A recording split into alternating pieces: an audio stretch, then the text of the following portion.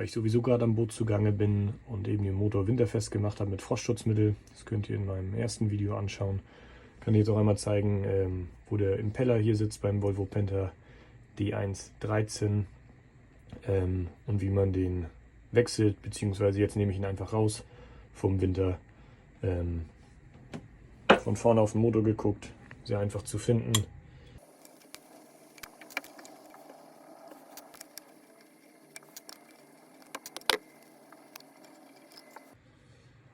Wenn man sich ein Service-Set holt für den Motor hier, dann ist da eigentlich auch eine neue Dichtung mit bei für den Deckel hier und der neue Impeller. Sollte man zumindest mal einmal im Jahr überprüfen, den Impeller, und dann gegebenenfalls tauschen. Jetzt sieht man hier, dass ganz schön viele Muschelreste hier mit zwischenkleben. Ich habe ja gerade Frostschutzmittel durchgezogen, das hat anscheinend nochmal ordentlich was rausgetrieben. Es gibt diesen Motor auch mit einem Seewasserfilter. Der wäre dann entsprechend hier beim Ansaugschlauch fürs Seewasser noch vor dem Impeller, damit man eben so ein Zeug da nicht mit drin hat. Hat dieser Motor jetzt nicht. Rüste ich eventuell noch mal nach, muss ich mal überlegen.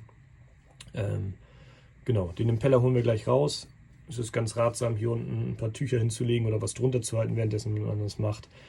Weil jetzt in meinem Fall Frostschutzmittel, aber sonst natürlich auch Seewasser hier noch in den Schläuchen drin ist und das euch sonst hier in den Motorraum reinläuft. Der ging jetzt fast komplett mit der Hand raus.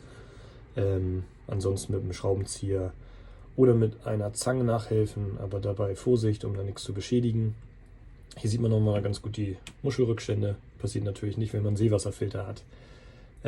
Zum Wiedereinbau einfach den neuen nehmen. Der hat hier zwischen ja eine Querstange, ist ziemlich selbsterklärend, kommt auf das Gegenstück hier, das aus dem Motor kommt und dafür sorgt, dass sich der Impeller dreht und das Seewasser pumpt. Ich nehme ihn jetzt raus vom Winter, behalte ihn aber sowieso danach an Bord, baue den neuen ein, aber den sollte man als Ersatzteil auf jeden Fall behalten. Wenn der neue Impeller mal kaputt gehen sollte, versagt dann entsprechend natürlich die Kühlung des Seewasserkreislaufsystems hier. Und dann hat man so einen zweiten dabei. Der Ein- und Ausbau geht ja super schnell und dann wäre man da gewappnet. Hier in meinen Allzwecktopf, mache den nachher nochmal ein bisschen sauber. Anschließend, wenn man den Impeller jetzt austauscht, auch hier dann die Dichtung entsprechend austauschen, die das Ganze hier abdichtet, alle Schrauben wieder festziehen und dann ist man auch schon fertig.